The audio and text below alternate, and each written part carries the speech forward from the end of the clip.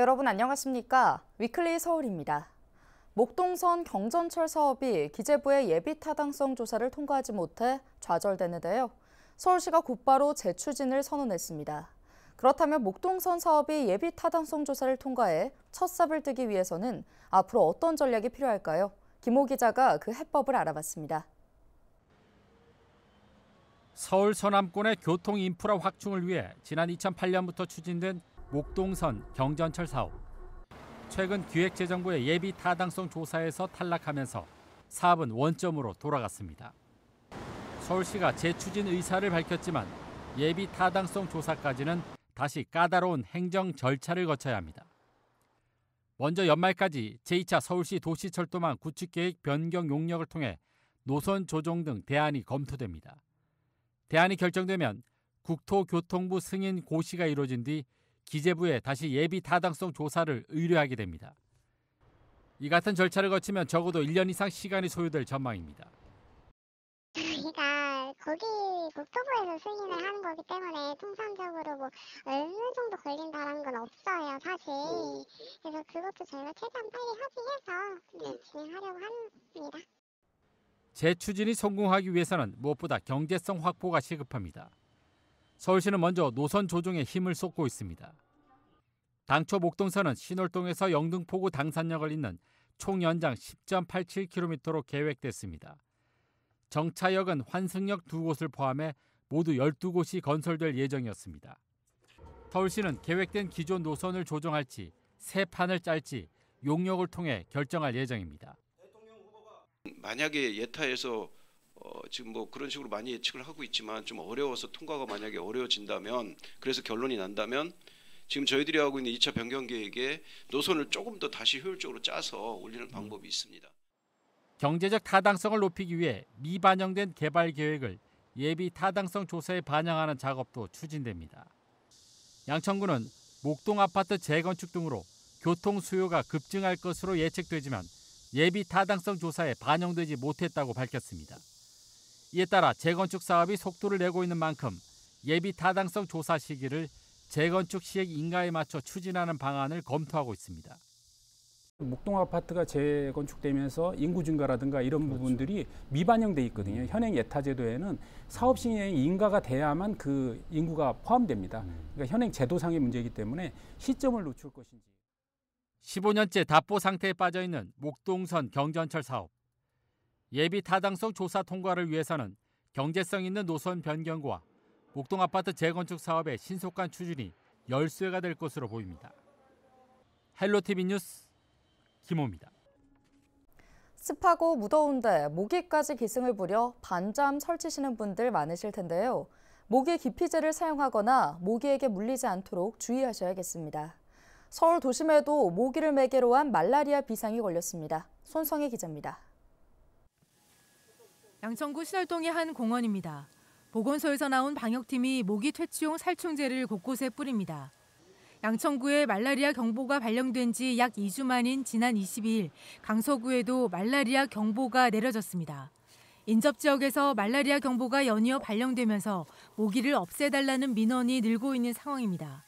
말라리아 환자 발생 1km 반경 내에 2명 이상이 2주 이내에 그 환자가 발생되면은 말라리아 경보를 발령하게 되어 있습니다. 그 말라리아 환자가 발생이 되면은 그쪽 주변에 말라리아 매개 모기가 많이 서식하고 있다고 볼 수 있기 때문에 미리 사전에 주민들한테 주의할 수 있도록 정보를 제공하고 그런 환경에 대한 서식지에 대한 방역을 강화하는 목적이 있겠습니다.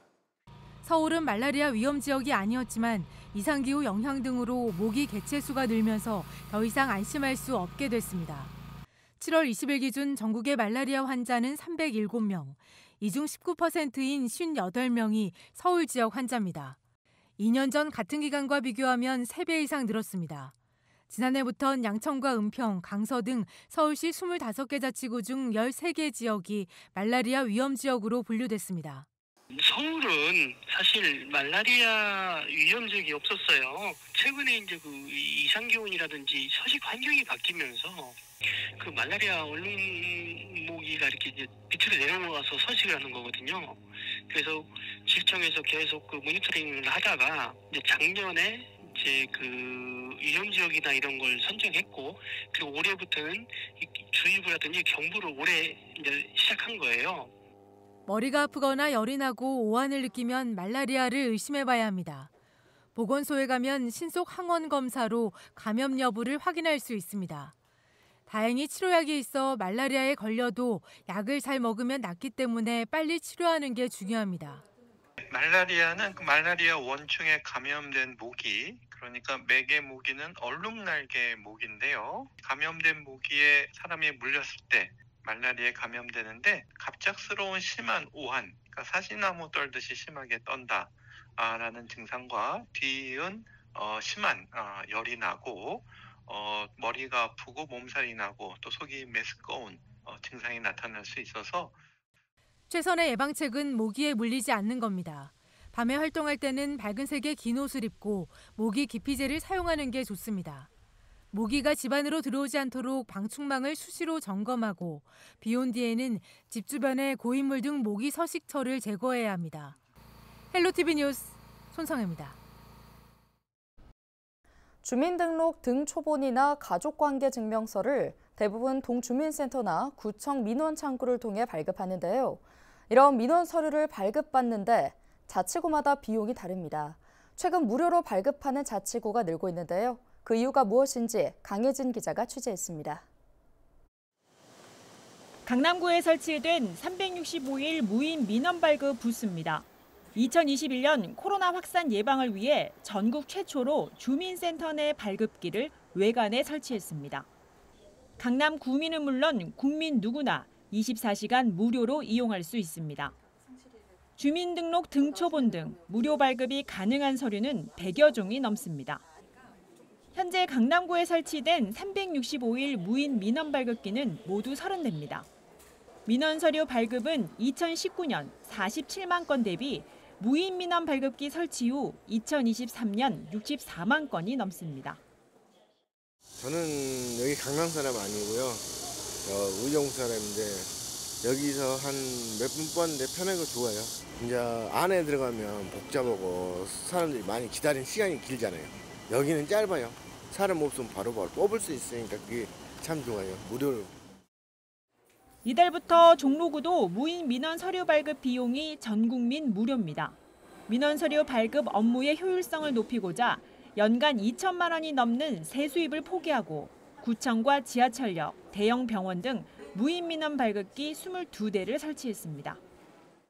지난 5월 관련 조례를 개정하면서 저희 종로구의 국민들의 민원 서비스를 만족하는 게 우선이기 때문에 민원 창구 대기 시간이 줄어들므로 인해서 민원인들께 보다 나은 서비스를 제공할 수 있고 또 직원들에게는 대기 시간이 단축되면서 업무의 양도 좀 줄어드는 그러한 이점을 생각할 수 있겠습니다. 서울에서는 강남과 종로구, 중구와 은평, 양천구와 서대문구 등이 등초본과 가족관계 증명서 발급비가 무료입니다. 반면 강서구와 서초구, 마포구 등 일부 자치구는 등초본 200원, 가족관계 증명서 민원 창구는 1,000원, 무인 발급기는 500원의 비용을 내야 합니다. 이처럼 지역마다 수수료 유무가 다른 건 민원 처리 법률에 근거해 자치구가 수수료 감면을 결정하기 때문입니다. 지난 2월 국민권익위원회는 전국 지자체에 민원 서류 발급비 감면을 권고했습니다. 자치구 사정에 따라 제각각인 서류 발급 비용을 동일하게 적용해 형평성을 맞추라는 겁니다. 무인 서비스를 이용하는 시민들도 전면 무료 시행으로 바뀌어야 한다고 말합니다.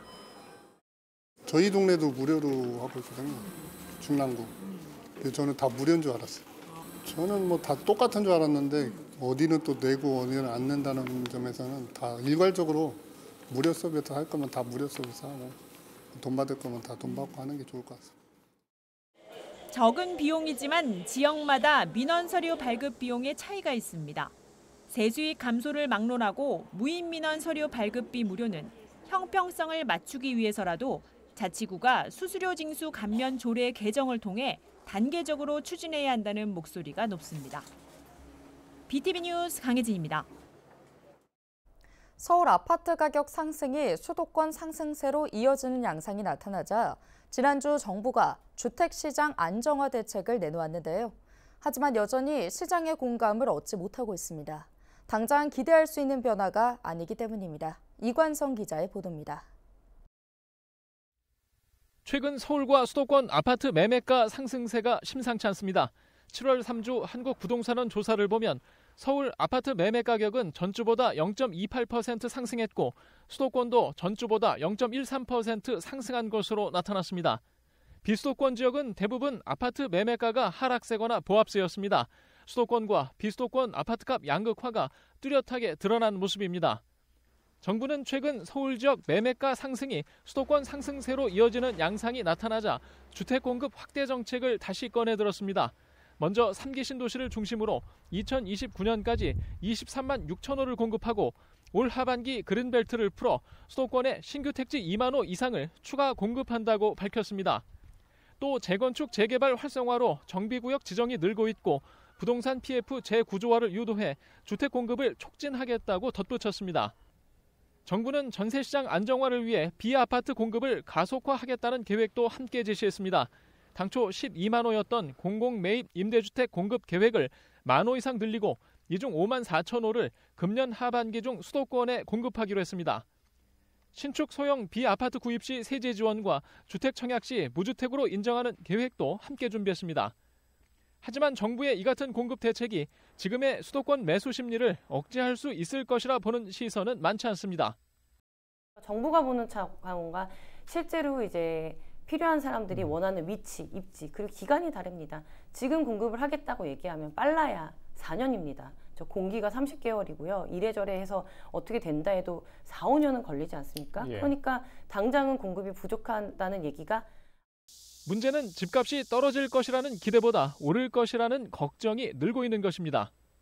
집값이 떨어질 하락 요인을 못 찾겠는데 집값이 어떻게 떨어지겠느냐. 요인을 본다면 뭐 금리 인하에 대한 기대감, 공급이 부족하다, 전세 가격이 올라간다, 분양가가 올라가니까 설마 집값이 더 떨어지겠느냐. 거기에 신생아 특례 대출 여러 가지 요인들이 있는데 한 개씩 따져보게 되면 사실 하락 요인은 없거든요. 부동산 시장에서는 9억 원 이하 주택 구매 시 1%대 금리로 5억 원까지 대출해주는 신생아 특례 대출이 올 상반기 20, 30대의 아파트 구매와 서울 집값 상승을 부추긴 것으로 보고 있습니다. 전문가들은 올 3분기부터 신생아 특례 대출 소득 기준이 완화되면 서울 아파트값 상승이 수도권까지 더 확산될 것이라 예상하는 분위기입니다. 헬로티비 뉴스 이관서입니다.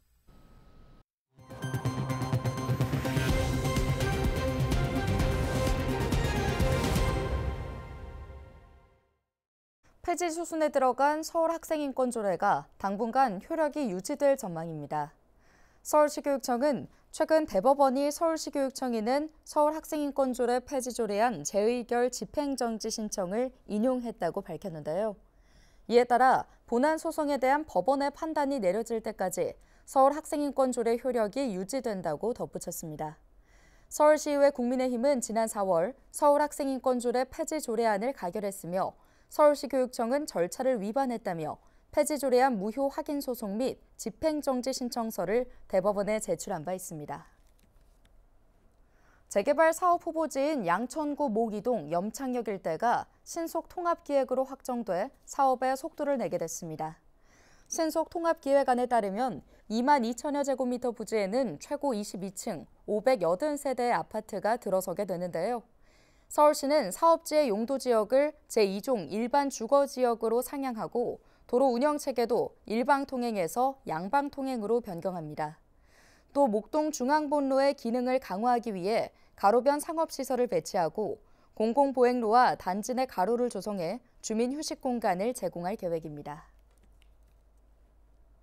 김미경 은평구청장이 취임 2주년을 맞아 헬로비전 대담 프로그램에 출연해 지난 2년의 성과와 앞으로의 계획을 밝혔습니다. 대담의 주요 내용을 손성희 기자가 정리했습니다. 2년 전 중단 없는 은평 발전을 강조하며 재선에 성공한 김미경 은평구청장. 김 구청장은 취임 이후 자립준비 청년청 마련, 1인 가구 지원팀 신설 등 복지 사각지대 해소에 집중했습니다. 또 김 구청장이 민선 7기 시절 도입한 아이맘 택시 등 이른바 아이맘 시리즈는 은평구를 대표하는 생활 밀착형 복지 정책으로 자리 잡았습니다.